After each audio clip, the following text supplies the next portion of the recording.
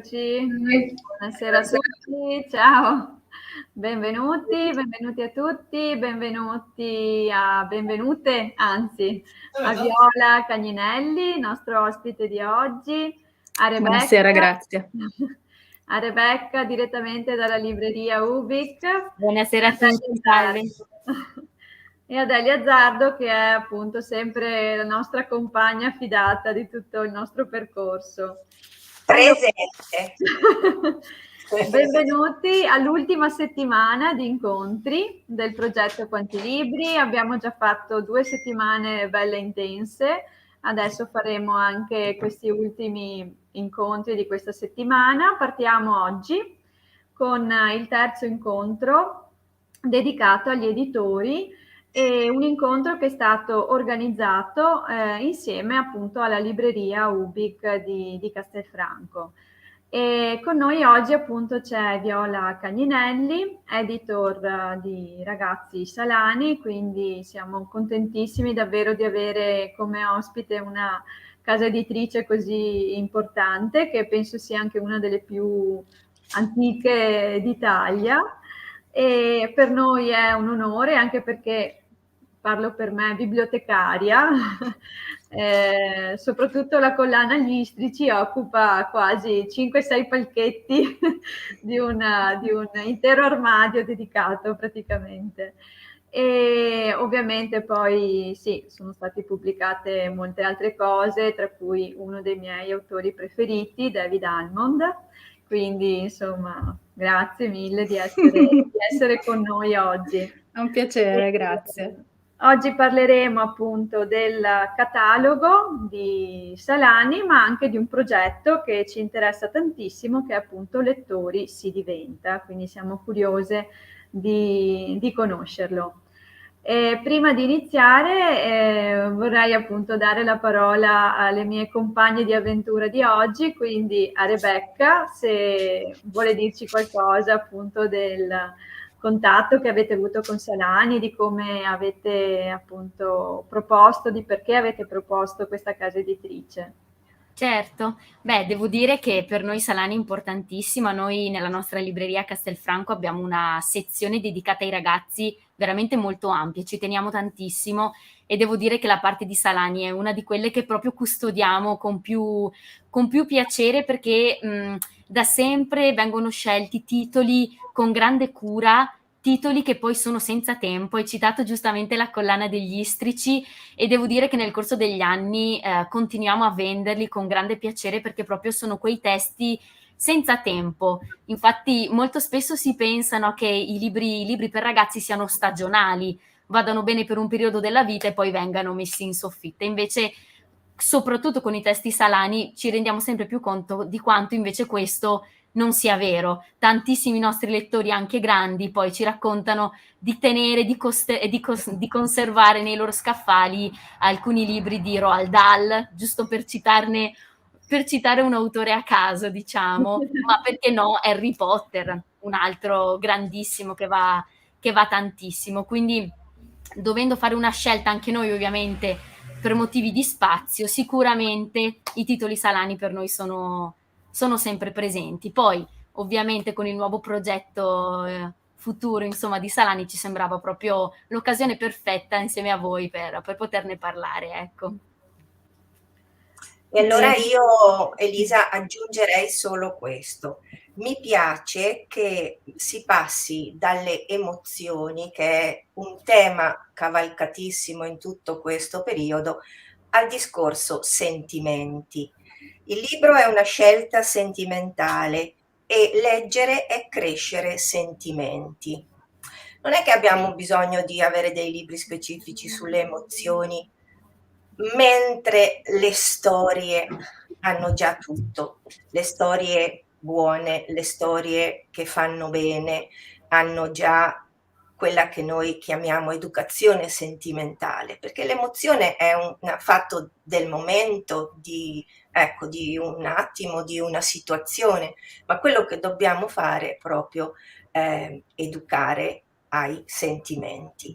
E quindi grazie per questa opportunità di approfondire con questo progetto anche questo percorso che trovo importante sia a scuola per gli insegnanti che fanno un lavoro quotidiano di incontro con i bambini e i ragazzi in maniera sistematica, sia per le famiglie e le librerie che si occupano poi di dare suggerimenti e le biblioteche che hanno i genitori, gli insegnanti che arrivano e quindi fanno anche loro delle proposte, delle scelte che aiutano a crescere.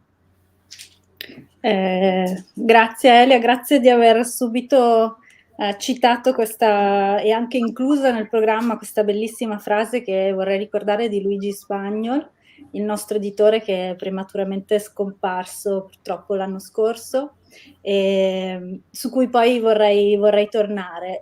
Ringrazio tutti, ringrazio il polo bibliotecario di Castelfranco, ringrazio le librerie Ubik, il piacere appunto, come dicevo, è reciproco. Devo dire che quando mi chiamano per parlare della Salani, del catalogo Salani, sento veramente sempre un po' il macigno della responsabilità. Nonostante io lavori qui da quasi 12 anni, io sono una bambina cresciuta con gli istrici, per cui, come dire, portare avanti il testimone e anche parlarne così in occasione di questi incontri per me è un grande onore e anche appunto una grande responsabilità. Come ricordava Elisa, la casa editrice Salani è una delle più antiche d'Italia. E non solo, ci avviciniamo al 2022 e l'anno prossimo saranno i 160 anni della casa editrice Salani. E 160 anni sono un compleanno molto importante. Quando abbiamo festeggiato i 150 l'abbiamo fatto in grande stile, con una bellissima mostra dal nostro archivio e con tante iniziative, e l'anno prossimo ne avremo parecchie altre, veramente di belle, le stiamo preparando e ne saprete di più da gennaio in poi. Però sarà un festeggiamento che durerà tutto l'anno, non solo, insomma, non sarà solo un compleanno, sarà un festeggiamento che durerà tutto l'anno. Appunto mi piace sempre un po' partire anche al di là dei 160 anni, mi piace sempre partire un po' dalla storia di Salani, perché in particolare magari in questo incontro, visto che ci sono tanti insegnanti, bibliotecari all'ascolto, la storia non vi annoierà, non mi preoccupo di annoiarvi con la storia, perché è una storia molto interessante anche, che non tutti sanno, visto che comunque c'è ancora qualcuno che chiama in redazione e chiede di poter parlare col signor Adriano, che naturalmente non c'è più. Allora, Adriano Salani fondò la casa editrice appunto nel 1862, quindi proprio a pochissimo dall'Unità d'Italia, in un'Italia che sì, era unita ma ancora era da farsi, diciamo, era ancora infatti un po' polarizzata a livello di distribuzione anche del libro, non c'era ancora un particolare mercato unificato del libro, era polarizzata tra nord e sud. A nord Sonzogno la faceva da padrone e Salani tentò di conquistare soprattutto il centro Italia e il sud Italia, Firenze. Salani era però un self-made man, era un operaio che inizialmente lavorava per Monnier, lavorava proprio in tipografia, quindi era proprio un operaio, e decise ad un certo punto, appunto nel 1862, di mettersi in proprio, aveva acquistato qualche vecchio torchio e iniziò proprio da quello che poi è stata rimasta la missione e la strategia editoriale, ma anche appunto un progetto editoriale molto chiaro, che era quello della promozione della lettura, perché già fin dall'inizio la casa editrice Salani andava nella direzione di promuovere la lettura, in particolare, visto che si parlava dell'Italia del 1860, addirittura dell'alfabetizzazione, che ancora era, insomma, al di là da venire, e quindi si concentrò fin da subito sull'editoria neanche popolare, la chiamava la popolarissima. Non erano nemmeno libri, erano dei foglietti a 25 centesimi con delle storielle, proprio per poter arrivare a tutti.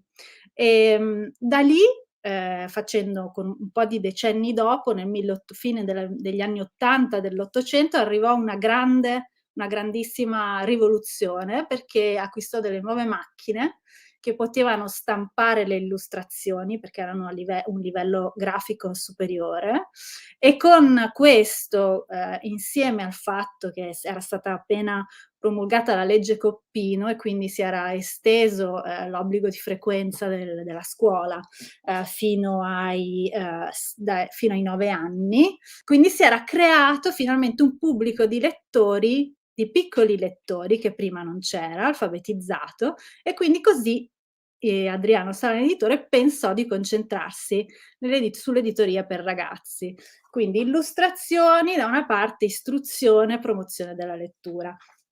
Tra la fine dell'Ottocento e i primi decenni del Novecento ci fu una grandissima esplosione di collane, in particolare tra gli anni 20 e gli anni 30 ne vennero inaugurate addirittura 22 solo di libri per ragazzi. Quindi si passò dall'inizio, si pubblicavano classici della letteratura straniera come La capanna dello zio Tom, Il giro del mondo in 80 giorni, Tartarino di Tarascona, che ormai nessuno si ricorda, ma nell'Ottocento andava fortissimo, e fino a appunto collane proprio incentrate, dedicate ai ragazzi, che pubblicarono Collodi, Jules Verne, ma anche Heidi e Il piccolo Lord, per esempio. La collana più famosa venne inaugurata negli anni 30 ed ha segnato l'immaginario di generazioni a venire, e fu la collana dei miei ragazzi. Recentemente ho parlato al telefono con Lia Levi, che è una scrittrice che sicuramente conoscerete, perché faremo un libro insieme a lei per ragazzi l'anno prossimo. E Lia Levi appunto ha vissuto l'infanzia durante la seconda guerra mondiale e è scampata alle deportazioni, e al telefono mi ha detto sono molto felice di fare questo libro con Salani, perché per me Salani è la mia infanzia, è uno dei ricordi più belli della mia infanzia.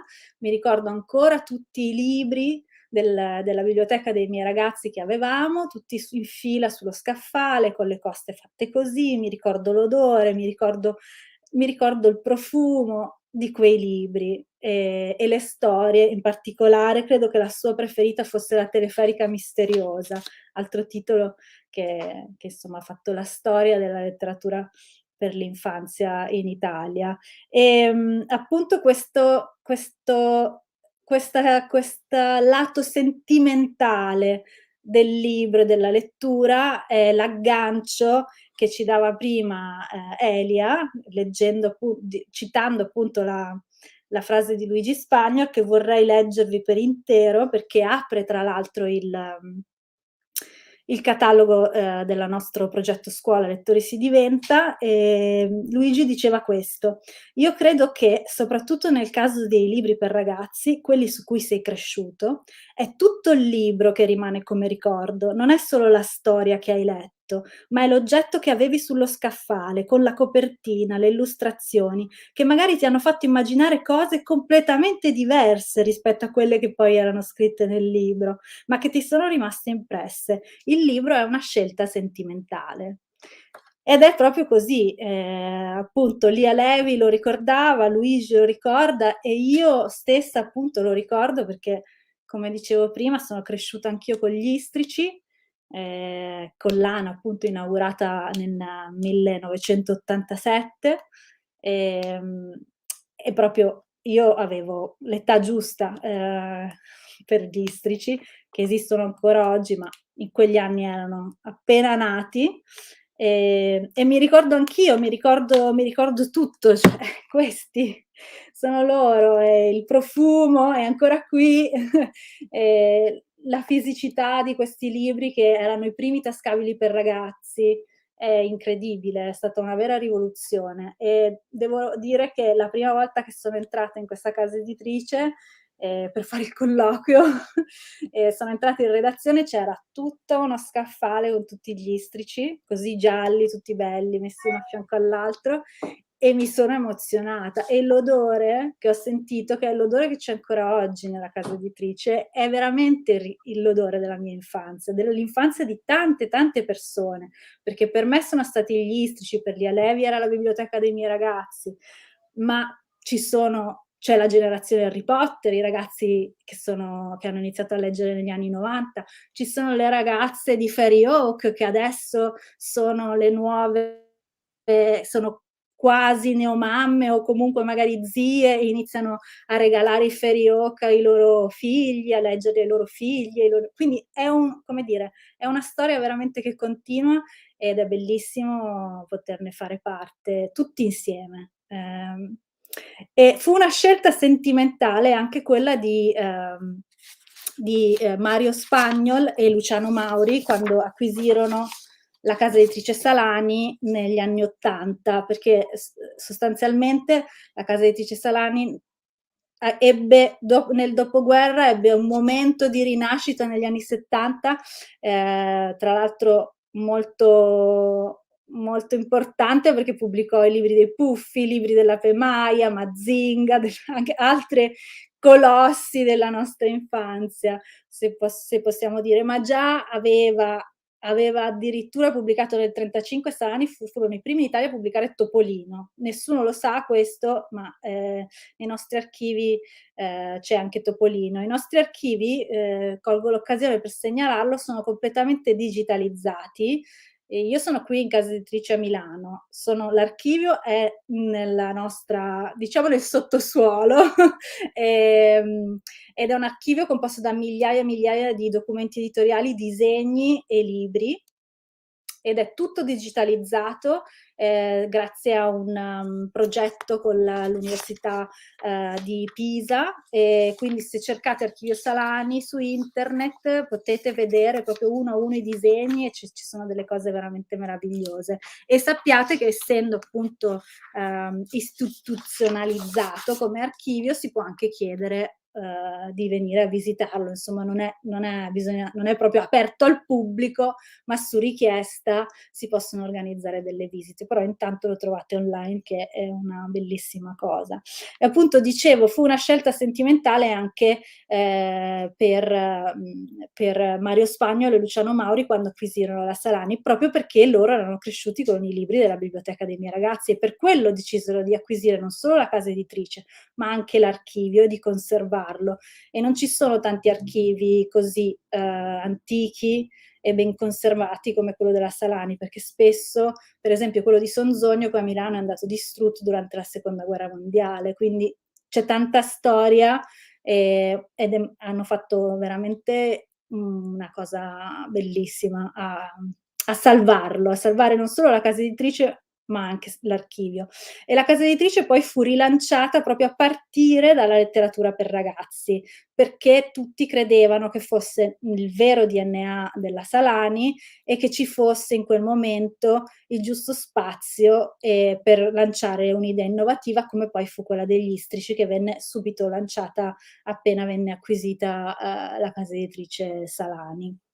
Gli Istrici, sapete, insomma, è inutile, li continuiamo a nominare perché appunto perché ci hanno segnato, ma sono stati importantissimi, e sono stati un grandissimo risultato di Donatella Ziliotto, che era la direttrice di collana dalla nascita degli Istrici, che ha portato autori come Astrid Lindgren, Roald Dahl, Tove Jansson, quella dei Moomin, Mary Norton, quella di Pomidottone e Manici di Scopa, per intenderci, o Karin Michaelis, Christine Nostlinger, Jacqueline Wilson, Michael Ende, insomma veramente, vedo spuntare un maialino di Natale là dietro.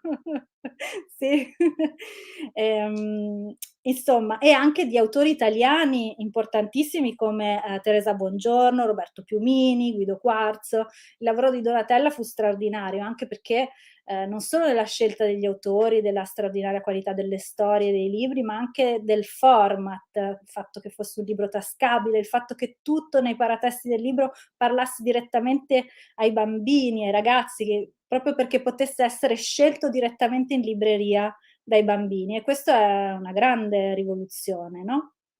Nel 1989 poi la direzione della casa editrice passa appunto a Luigi Spagna, nel 2000 Maria Grazia Mazzitelli e diciamo che gli anni 90 e gli anni 2000 sono quelli della Salani contemporanea, sono quelli di Sepulveda, sono quelli di Pullman, sono quelli di Harry Potter, di David Almond e diciamo segnano proprio un ulteriore passo in quello che è la nostra storia e il nostro catalogo, ma in totale continuità con le idee del passato. Questo è molto bello. Quindi appunto quest'idea della promozione della lettura è un'idea che la Salani porta avanti da sempre. La promozione della lettura si fa con i libri, ma non si fa senza gli insegnanti, non si fa senza i genitori, non si fa senza i bibliotecari, non si fa senza gli educatori. Quindi siamo tutti a servizio di questa cosa meravigliosa che è la lettura, però appunto l'editore senza di voi non passerebbe, non arriverebbe dove riesce ad arrivare, ovviamente anche dei librai. Come nasce il progetto Lettori si diventa? Il progetto Lettori si diventa è un progetto scuola, nasce come progetto scuola, però è utile non soltanto agli insegnanti, ma può essere utile anche appunto a tutti gli altri operatori, educatori, genitori di cui abbiamo già parlato, perché di fatto è una raccolta del meglio di Salani, è una raccolta di consigli di lettura, è una raccolta di filoni tematici, è uno strumento che serve agli insegnanti per proporre e anche, come dire, lavorare su un certo libro in più modi. Ed è anche però nelle mani di un bibliotecario o di un genitore, è anche uno strumento per magari far arrivare il libro giusto al momento giusto nelle mani di un piccolo lettore. Lettori si diventa, appunto, non si nasce. Diventare è un bellissimo verbo, è un verbo che porta dentro il cambiamento, che è sempre positivo secondo me, ed è anche un verbo che significa crescere e anche accrescere. Crescere nel senso che lettori fa diventare anche più grandi, fa diventare grandi, fa diventare qualcos'altro, fa sperimentare, e qui di nuovo i sentimenti diversi, esperienze diverse che magari non faremmo nella realtà, ma che riusciamo a vivere nelle pagine del libro. In più fa crescere appunto la nostra conoscenza e le nostre esperienze. Lettori si diventa vuole essere un doppio ponte, quindi è un ponte tra il catalogo, il patrimonio storico di Salani e gli educatori, gli insegnanti e i genitori, ed è anche un ponte soprattutto tra gli autori dei nostri libri, gli autori italiani in particolare, e i ragazzi. Perché cuore di questa iniziativa chiaramente è l'organizzare degli incontri con l'autore in presenza o a distanza. Questi 2 anni di pandemia ci hanno lasciato qualcosa difficilissimi immagino per voi insegnanti, per tutti, ma in particolare per gli insegnanti che hanno dovuto fare un lavoro incredibile, mai come questi 2 anni appunto direi la pandemia ha dimostrato che scuola e istruzione sono fondamentali nel tessuto della nostra società, però ci hanno lasciato anche la possibilità, questa pandemia, questi nuovi modi che abbiamo avuto, non solo la DAD, ma anche su questi incontri a distanza che certo in presenza sono sempre più interessanti, più belli, più accorati, ma anche l'incontro a distanza può essere una grande occasione di novità e di riflessione e di crescita per i ragazzi. Allora, vediamo se sono brava e riesco a condividere. Allora.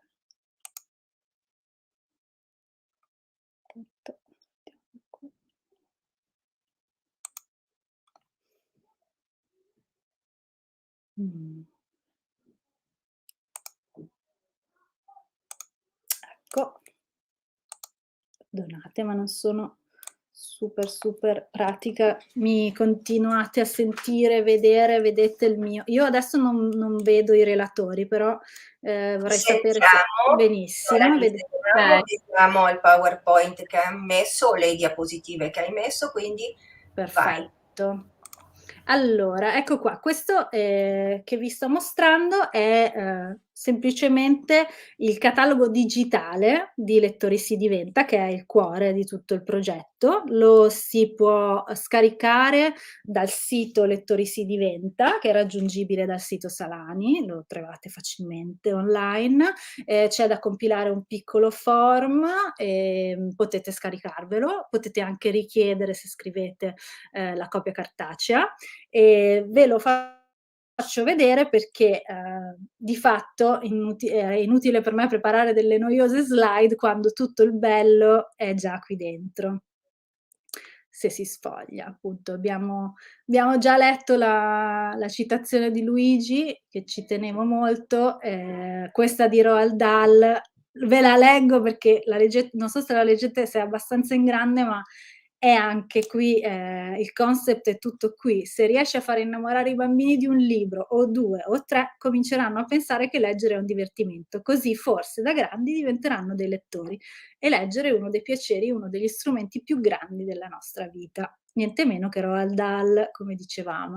Avete una lettera del nostro direttore editoriale Maria Grazia Mazzitelli, e poi avete subito una panoramica di come funziona questo progetto. Allora, appunto, tutto parte dal sito dove vi potete registrare, dove potete scaricare questo catalogo che stiamo vedendo, e da lì scegliere un libro su cui come insegnanti lavorare con le vostre classi e richiedere un incontro con l'autore, che può avvenire appunto a distanza o in presenza. L'unica richiesta che si fa è che siano almeno 2 classi per creare un attimo di gruppo in modo tale da far muovere l'autore. Nel catalogo troverete svariate informazioni. Si parte con la biografia dell'autore, una sinossi del libro, ci sono delle chiare ma flessibili indicazioni sulle classi per cui è indicata la lettura. Dico flessibili perché da sempre Salani sia ha un po' evitato di scegliere delle categorie molto strette di target, di età di lettura, perché siamo abbastanza convinti che lettore e libro si debbano incontrare un po' da sé. Però naturalmente qui ci sono anche delle esigenze didattiche e anche di tematiche che magari vengono discusse in classe, per cui le classi della scuola sono indicate nelle nostre schede. Appunto poi vengono indicate le tematiche che il libro si propone di affrontare, ci sono degli obiettivi, dei traguardi, e ci sono anche dei suggerimenti di attività da fare con l'autore all'interno di un eventuale incontro. Appunto, per partecipare basta mandare una mail. A tutto questo abbiamo aggiunto un piccolo plus e sarebbe questo critici si diventa sostanzialmente. Ogni anno le classi o anche gli studenti che manderanno una recensione del loro libro a scelta di massimo 3.000 battute, per il 2022 l'iniziativa si conclude il 10 giugno, c'è un premio di una donazione di 1.000 euro che la Salani farà alla scuola e che poi la scuola potrà utilizzare come meglio riterrà. Quindi c'è anche un piccolo, diciamo, concorso nel caso qualche studente si voglia mettere alla prova con la critica, che è sempre molto importante. Qui avete un bellissimo articolo di Viorardone e anche una presentazione di questo libro che vi consiglio, che abbiamo pubblicato quest'anno. Tra l'altro nasce da un'idea di Luigi Spagnol. Il titolo è Leggere per leggere ed è un libro di consigli di lettura di consigli di lettura per preadolescenti e adolescenti. Sappiamo che sono la fascia più delicata in Italia di lettori, e la fascia dove la scuola deve battere di più, perché se al di sotto dei 14 anni i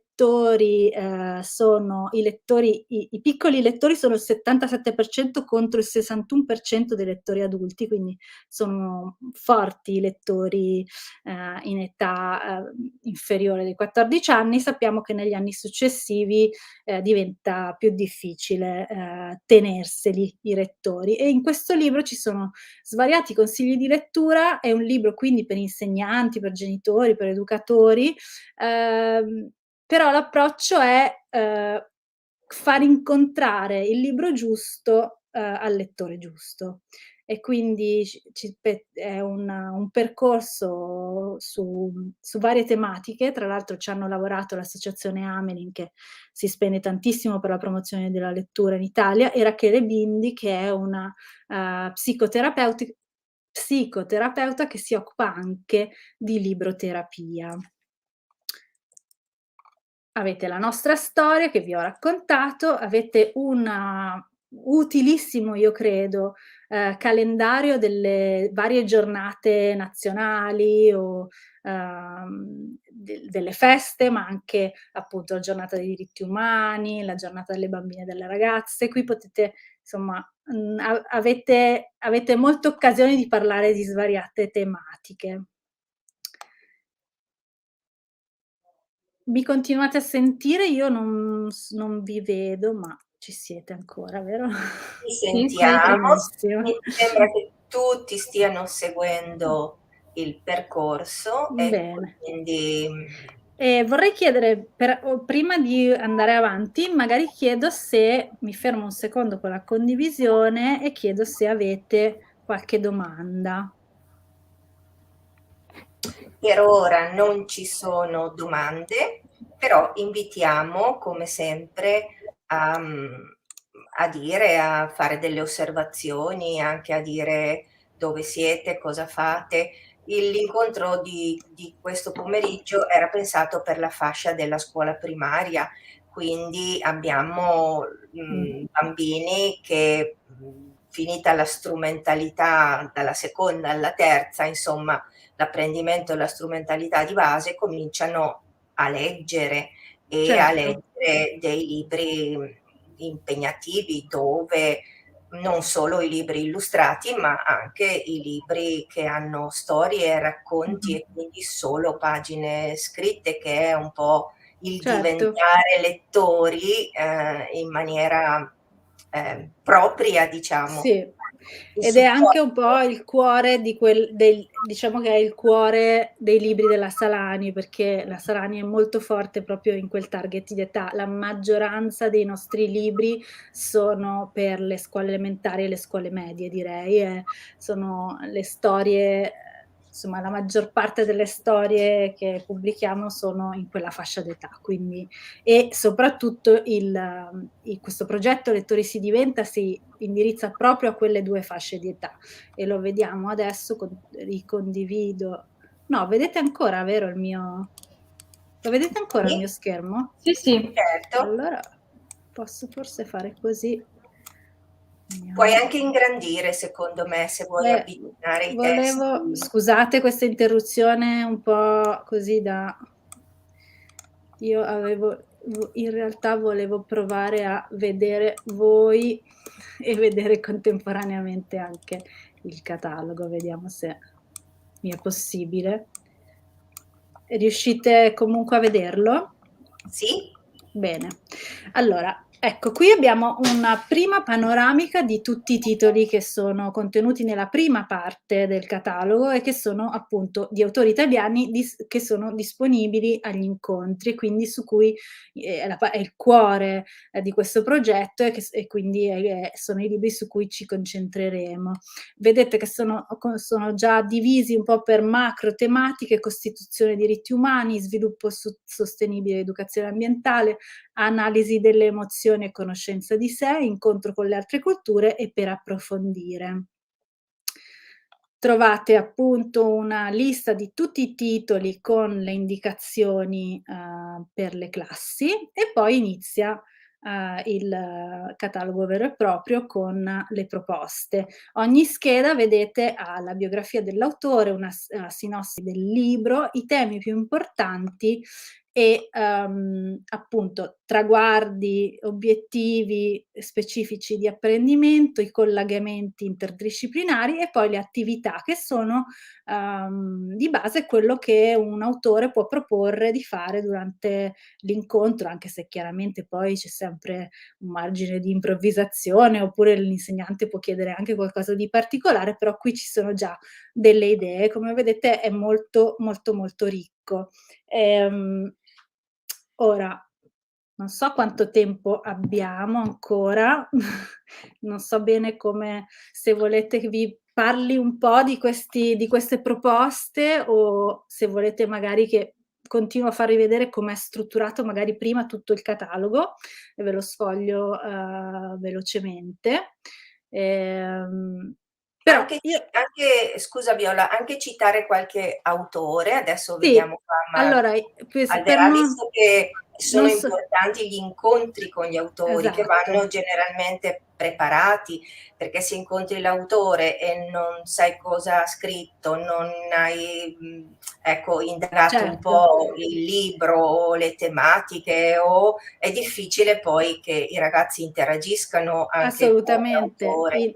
Diciamo che è indispensabile per, come dire, partecipare a questo progetto, è abbastanza indispensabile che i ragazzi e l'insegnante abbiano letto il libro.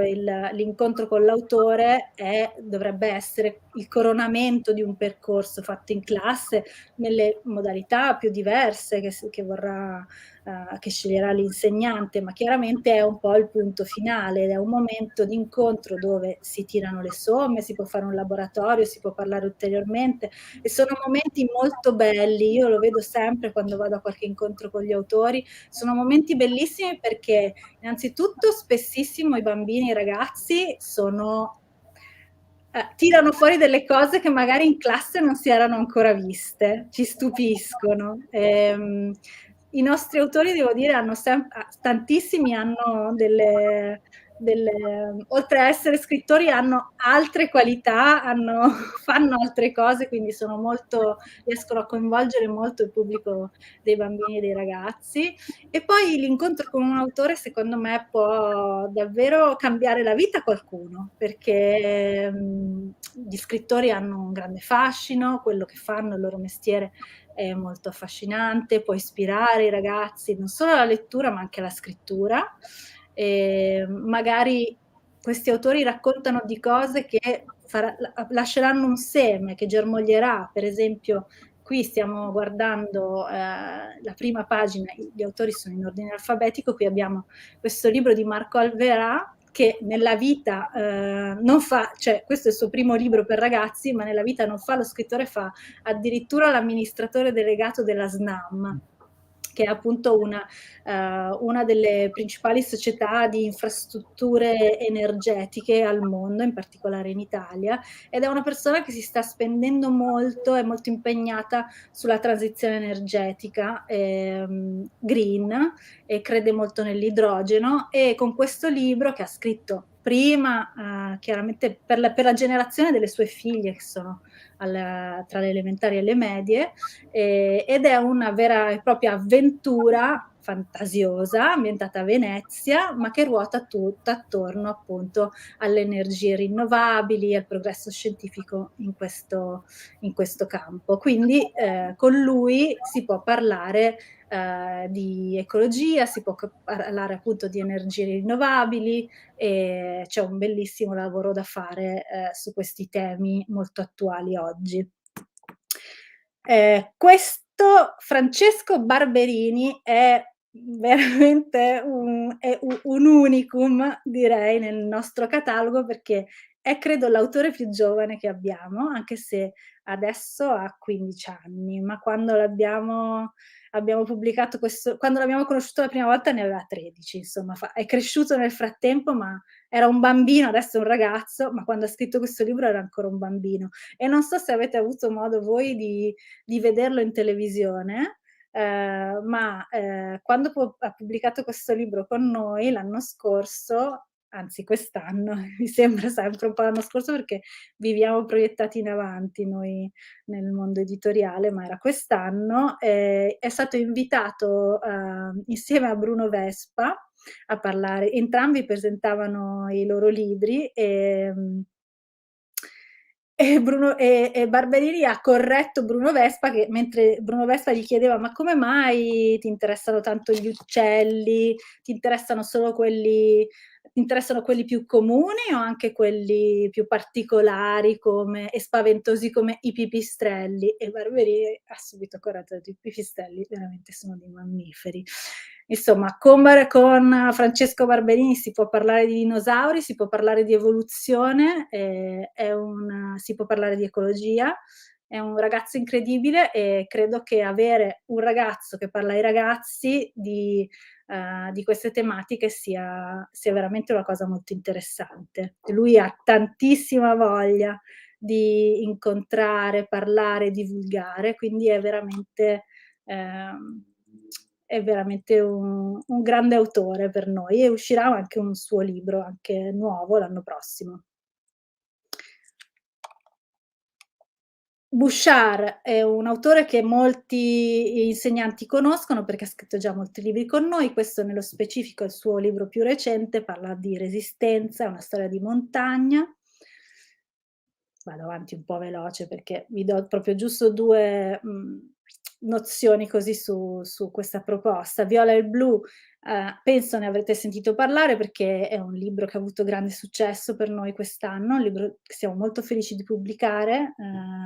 Matteo Bussola ci piace molto, è un autore di libri per adulti, questo è il suo primo libro per ragazzi, e ha deciso di affrontare una tematica importantissima come quella degli stereotipi di genere, in un libro che è un'incredibile e godibilissima conversazione tra una bambina e il suo papà, Viola.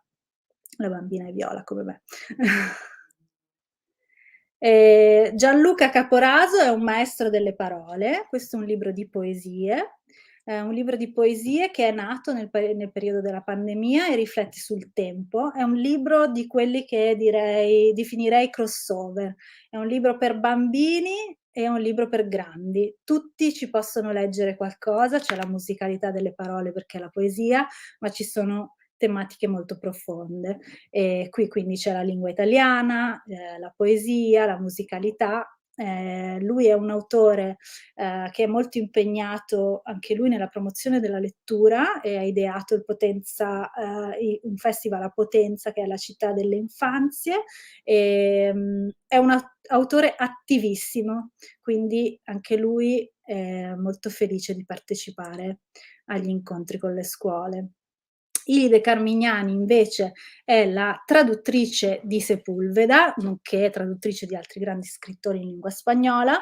In questo libro, la storia di Luis Sepulveda e il suo gatto Zorba racconta proprio la storia dell'autore della Gabbianella e il gatto che le insegnò a volare, ed è una storia per bambini che ha tantissime tematiche, ma soprattutto ci fa conoscere un autore importantissimo come è stato Sepulveda. Gherardo Colombo, altro caposaldo del nostro catalogo, una proposta qui che non è narrativa ma è di educazione civica. Lui è stato magistrato per 30 anni, questa è sono tutti i libri che ha scritto con noi, e ci sono libri sia scritti direttamente per i ragazzi, per esempio Sei stato tu sulla Costituzione, che libri per gli insegnanti o i genitori su come approcciare appunto l'insegnamento, se vogliamo, dell'educazione civica. anche lui un autore importantissimo. Questa è una nuova autrice invece, Salani, ha pubblicato il suo primo libro con noi quest'anno, Il castello della felicità. Questo è un libro che, come Elia ricordava, è vero, ci sono molti libri che parlano di emozioni. Questo è un libro che parla di emozioni, ma parla soprattutto del diritto di essere tristi e di mettere il broncio, perché non solo tutto è felice, non solo tutto è positivo, ma si può anche essere tristi ogni tanto. E chiaramente è un bellissimo argomento da affrontare con i ragazzi. Giuseppe Festa, altro caposaldo del nostro catalogo, ha scritto diversi libri con noi, tanti parlano di animali, di natura, di ecologia, quindi di conservazione del nostro patrimonio forestale e della fauna. In questo libro, invece, che è il suo ultimo, I Lucci della Via Lago, questo libro è un mystery, ed è un libro che parla di amicizia, parla anche della perdita di un amico, è una storia molto intrecciata alla sua infanzia e parla dell'estate, l'estate della terza media, che è un'estate per molti per molti ragazzi è l'estate in cui cambia un po' tutto, no? L'estate in cui si cresce, in particolare in questa storia accadono molte cose. Giuseppe Festa, vi consiglio di invitarlo, perché quando viene con la chitarra, oltre a appunto parlarvi di libri, di animali, vi canterà anche una canzone, o più di una, quindi è veramente divertente averlo in classe. Martina Fuga, autrice già della storia dell'arte raccontata ai bambini, questo è il suo secondo libro, Emozionarte, è un percorso attraverso delle opere d'arte che coprono un po' tutta la storia dell'arte, dello span, diciamo, della storia dell'arte, ed è un percorso che va di emozione in emozione, quindi un approfondimento sui nostri stati d'animo, su come leggerli nelle opere, che cosa rappresentano e anche come leggere noi stessi e le nostre emozioni. Sofia Gallo con questo libro di nuovo ambientato in montagna, Un'estate in rifugio. Questo è un libro che è pubblicato, che pubblichiamo insieme al CAI, fa parte della collana Caprioli, che è una collana tutta di libri dedicati alla montagna. Questo è un romanzo, quindi ambientato in montagna, per lettori sempre delle scuole medie, perché i protagonisti del libro hanno quell'età e vanno appunto incontro anche loro a una estate in cui ci sono molti cambiamenti, c'è molta crescita. In questo libro le montagne, i paesaggi alpini fanno da padrone, molto affascinante. Poi abbiamo Elisabetta Agnone, anche lei la Rowling italiana, anche lei è una autrice che adoriamo, che ha scritto per noi anche la serie Olga di Carta, che troveremo subito dopo. Ci tengo che Salani ci tiene a inserire il fantasy nella proposta per le scuole, perché è un genere che io spero non sia più tabù nelle scuole, perché una storia fantasy non è solo fantasia, ma ci sono sempre dei temi importantissimi nel fantasy. Anche Harry Potter, insomma, è un mondo dove le tematiche più che rispecchia la realtà, nonostante sia di fantasia. Le tematiche importanti ci sono tutte, quindi io promuovo tantissimo il fantasy, che ci sia entri il fantasy anche nelle scuole. Quindi abbiamo Fairy Oak e poi Olga di Carta, che invece è un'altra serie che parla di una figurina di carta, quindi parla anche della sua fragilità. E la fragilità è una tematica molto importante da affrontare, secondo me, con i bambini, perché spesso oramai c'è tanta pressione sui ragazzi e raramente si sentono di avere il diritto di fallire, il diritto di essere fragili. Questo quindi è una tematica davvero fondamentale. Laura Mai Messina è un'altra scrittrice di libri per adulti, forse la conoscerete, per i suoi libri per adulti, appunto Quel che affidiamo al vento o Le vite nascoste dei colori, che è appena uscita. È una ragazza che vive in Giappone. Con noi ha scritto questo Goro Goro, che è una raccolta di fiabe che si ispirano alla tradizione giapponese, ma sono a loro modo una rielaborazione originale. Sono fiabe, quindi hanno anche sempre una specie di morale, che però non è mai esattamente quella occidentale, e quindi un importante sguardo su un'altra cultura. Lei la potete incontrare purtroppo solo a distanza, ma ne vale la pena, anche se il fuso orario è un po' complicato, ma sta facendo molti incontri già, quindi ve la consiglio. Francesco Maddaloni e Guido Radelli sono una coppia di autori che è anche coppia nella vita, e per noi hanno scritto questo Famiglie Favolose, che in realtà nasce come un progetto di crowdfunding che poi noi abbiamo pubblicato. Famiglie Favolose è una raccolta di storie per bambini anche più piccoli della primaria, ma può essere anche affrontato in classe da bambini della primaria. Sono tutte storie a loro modo vere di animali che parlano di diversità. Parlano di diversità e soprattutto parlano di che cosa significa essere una famiglia. Il sottotitolo qui non lo vedete, ma nel libro c'è, La famiglia è dove c'è l'amore, e mi sembra un messaggio importantissimo. Poi abbiamo Egizi e Romani, una coppia di autori veramente creativa, questo è un modo divertente per ripassare la storia.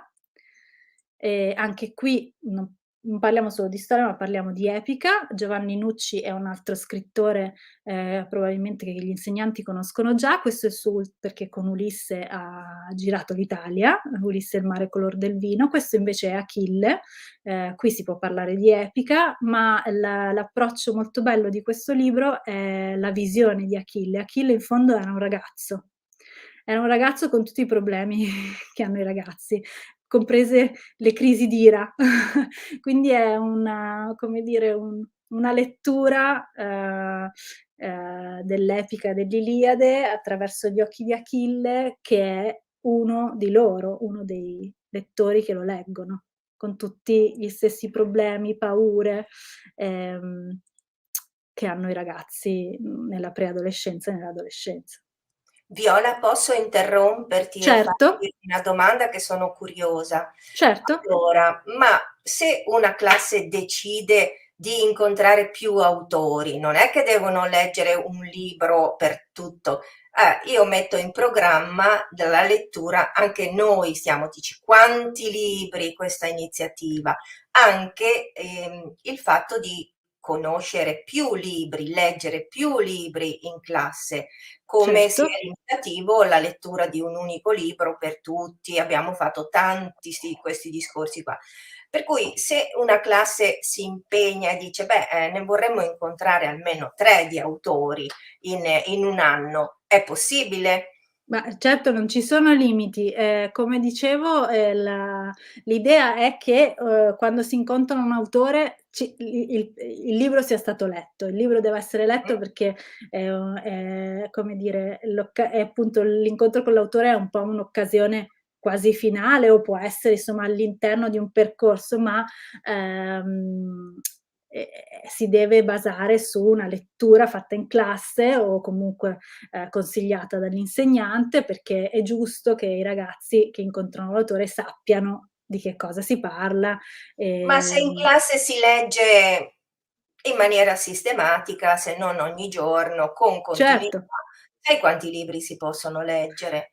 Quindi un anno certo. dice: quest'anno ci impegniamo, in prima media vogliamo leggere, oppure in quinta elementare, l'ultimo anno, vogliamo leggerne almeno 3, incontrare 3 autori su tematiche diverse, così, quindi bene. Assolutamente sì, non c'è tetto direi, anzi più si legge meglio è.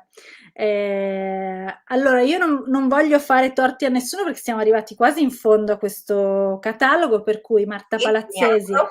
con le avventure del giovane Lupin, che è una spin-off di un grande classico, qui pura avventura, ma tante tematiche, tanti agganci, amicizia, lealtà, uguaglianza. La storia della scienza raccontata ai bambini di Anna Parisi con la supervisione scientifica del premio Nobel Giorgio Parisi. Attenta che non si Molto. vede, scusa Viola, non si vede più il Power Bill tuo Oh, catalogo. Eccolo, ok? Ci ok. siamo. Dicevo appunto questo libro che racconta la storia della scienza e l'evoluzione del pensiero scientifico di Anna Parisi ha anche la supervisione di Giorgio Parisi, recentissimo premio Nobel per la fisica. Ombre che camminano di Marco Ponti. Marco Ponti lo conoscerete sicuramente perché è il regista del cult movie Santa Maradona. Questo è un libro che fa un po' paura, ma che aiuta a riflettere su temi come il bullismo e l'amicizia. Ci sono dei fantasmi. Anche qui avete un percorso sia per la fine della primaria e poi per le scuole medie. Rosella Postorino, Tutti giù per aria, invece siamo su dei lettori un po' più piccoli, c'è un percorso sia per la primaria che per le scuole medie. Questo libro parla di una bambina che ha sempre paura di sbagliare, la fragilità appunto di cui parlavamo prima. È una tematica molto importante. Elisa Puricelli Guerra, altra grandissima scrittrice di libri per l'infanzia, per noi ha scritto questo Il segreto del pettirosso, che è un libro a cui ho lavorato, tengo tantissimo, perché è un libro con una protagonista femminile forte, rivoluzionaria, è ambientato all'inizio del Novecento, ma ha un doppio binario, siccome Zelda trova questo diario che invece risale alla spedizione garibaldina, e quindi c'è un'occasione sia, ci sono tante notizie storiche in questo libro, ma anche appunto occasione di parlare di che cosa significa essere, di cosa significasse essere una bambina all'inizio del Novecento, di cosa significa essere una bambina anche adesso, perché non sempre le cose sono facili. Un altro bellissimo libro. Scaramuzzino e Tessaro, Questa zebra non è un asino, è una storia vera di amicizia tra un bimbo palestinese, una zebra e il suo guardiano dello zoo, anche qui un sacco di spunti da vedere in classe. Qui abbiamo 2 libri di Laura Vaioli, incredibile, istrionica creativa. Lei è una preside di una scuola di fumetto e di illustrazione a Firenze. Il primo libro che ha fatto, che è il successivo, La filosofia raccontata ai ragazzi, è anche disegnato da lei. L'approccio sia sui mostri di Dante che sulla filosofia è affrontare delle tematiche che, se vogliamo, sono anche scolastiche, ma sempre tarandole sull'analisi di noi stessi, su cosa ci insegnano i filosofi, cosa ci insegnano i mostri di Dante su di noi, su noi stessi, sulla nostra psiche. Lei organizza sempre degli splendidi laboratori, quindi è anche in grado di fare delle attività creative coi ragazzi. È molto bello averla come ospite. E poi chiudiamo con, direi, Andrea Vitali, di Impossibile non c'è niente, un libro dove tutta un po' la letteratura per l'infanzia, i personaggi della tradizione vengono richiamati, è un libro però con una tematica ecologica che parla di natura e di come salvarla. E no, c'è ancora un ultimissimo, che questa è una raccolta invece, quindi non c'è un solo autore, ma sono 22, una raccolta di storie sulla diversità. Ecco, questo è, diciamo, il cuore del catalogo di Lettori si diventa, che poi continua con i nostri autori stranieri e italiani di catalogo più importanti, quindi abbiamo la Rowling, abbiamo Astrid Lindgren, Michael Ende, Roald Dahl, David Almond, Roddy Doyle, è molto bello vedere tutti insieme, Orsenna, Jostein Gaarder, Orlev, Pennac, Philip Pullman, Helga Schneider, Teresa Buongiorno, Silvana Gandolfi, Bruno Tognolini, Bianca Pizzorno, Roberto Piumini, e poi abbiamo una piccola selezione di illustrati. Chiaramente qui andiamo su un pubblico più per piccini, ma ci sembrava importante comunque inserirli. E poi i nostri altri libri di scrittori, autori stranieri, che appunto possono essere sempre dei consigli estivi o letti durante l'anno. Qui c'è tutto il meglio del nostro catalogo, compresa la lista degli istrici, i più importanti, i più famosi, e poi la lista, e gli istrici più che sono per lettori un po' più grandicelli degli istrici normali, i nostri classici, gli audiolibri, e finiamo con questa bellissima citazione di David Almond che dice: "Le storie ci commuovono, ci turbano, ci intrattengono, ci illuminano. Siamo creature narranti, ci siamo raccontati storie dall'alba del tempo umano e le racconteremo fino alla sua fine. Le storie superano le supposte frontiere tra le nazioni e le lingue, ci uniscono e celebrano la nostra comune umanità. Sì, c'è oscurità e ci sono molte cose che non vanno nel mondo, ma ogni storia è un atto di ottimismo e di speranza, un gesto che si oppone alle forze della distruzione. Ogni storia ci conduce verso la luce." Direi che non Direi c'è altro da aggiungere. io direi che visto che è entrata Clara, la facciamo subito intervenire e dire qualcosa sull'onda di questa ultima lettura. Clara. Per ora sono commossa, quindi non so bene troppo cosa dire. Piacere Clara, non ci eravamo ancora salutate. Scusami che mi hanno aperto la porta. Riparla? Non ci eravamo ancora salutate. Ciao Viola, molto lieta. Ti ho ascoltato però, non ero dietro, ma ti ho ascoltato. Grazie. Ed è stato un piacere. Grazie. Anch'io sono un istricista di primo pelo, primissimo pelo, e sono felicissima anche perché il nostro settore bambini è davvero una potenza, anche a Gentaglia tipo Eli Azzardo o altri che negli anni mi hanno insegnato, perché io sono una libraia tardiva e quindi ho dovuto correre per stare dietro a tutto quello che c'era, e avevo letto davvero poco più degli istrici nella mia vita di libri per ragazzi. E quindi è stato comunque un filo da seguire molto, molto bello, e anche, vabbè, poi l'avrei dovuto fare lo stesso, però insomma ne abbiamo tutto un settore, Roald Dahl, c'è proprio il settore Roald Dahl, anzi Viola, un giorno se passi da queste parti ti portiamo. Guarda, vengo di sicuro, mi piacerebbe un sacco, perché tra l'altro io sono vicentina d'origine, lo dicevo prima. Non solo, ma mio papà, che insegnava alle medie, ha iniziato come insegnante a Castelfranco, quindi c'è una storia familiare. E allora ti tocca, tanto siamo vicinissimi alla biblioteca, fai una doppia. Volentieri. Non solo, ma Clara, che è una temeraria, è riuscita ad aprire la prima libreria ad Asolo, e quindi poi lei ha un gusto per la sua libreria, fa delle vetrine a colori meravigliose, scegliendo dei libri per ragazzi sempre molto interessanti. Adesso sta seguendo il filone soprattutto ragazzi, però le copertine riguardano tutte le età.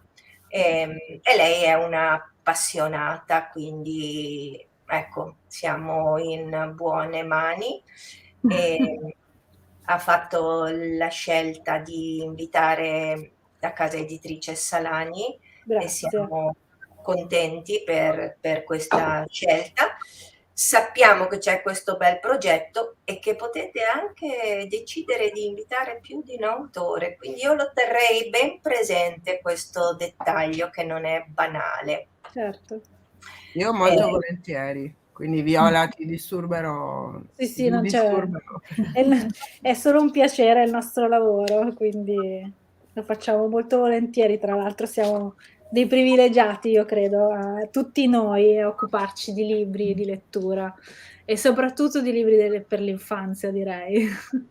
Sì, sono d'accordo. Non ci sono domande particolari, il nostro pubblico è contento dell'intervento. Speriamo. Non ho altro da aggiungere. Elisa, vuoi aggiungere tu qualcosa?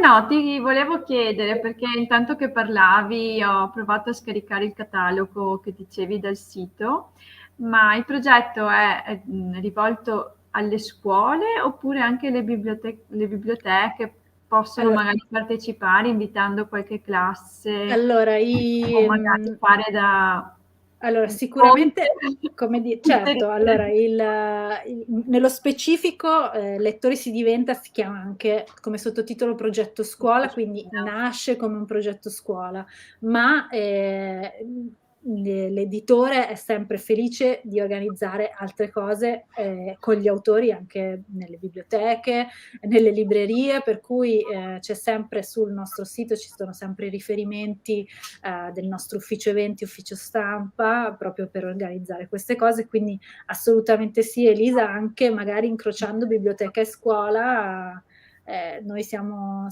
qui per questo. No, Sì. anche perché a maggio poi succederà qualcos'altro. Noi siamo qui adesso a novembre, però il progetto doveva andare a maggio. Siamo tutto in ritardo, no? Sai, con i tempi però dobbiamo subito dopo finito questo mese di novembre immaginare un maggio. Teniamo presente che c'è anche questa Non possibilità. solo, ci saranno, come vi dicevo, l'anno prossimo, 2022, i grandi festeggiamenti per i 160 anni, quindi tante cose speciali anche da parte nostra, che vi comunicheremo. Spero di non avervi steso con questa proposta di autori. Per me, se vuoi ricominciare, io storia sto della qua, Salani, ma mi hanno detto devi parlare tu e io ho parlato. Tenetene conto per la prossima volta nel caso. C'è una bella annotazione di Francesca Guidolin che quindi la mandiamo. Grazie. L'incontro si è rivelato davvero interessante e molto coinvolgente, quindi hai anche questo riscontro. Grazie. Complimenti Viola per la passione che trasmetti. Leggerei tutti i libri che hai menzionato.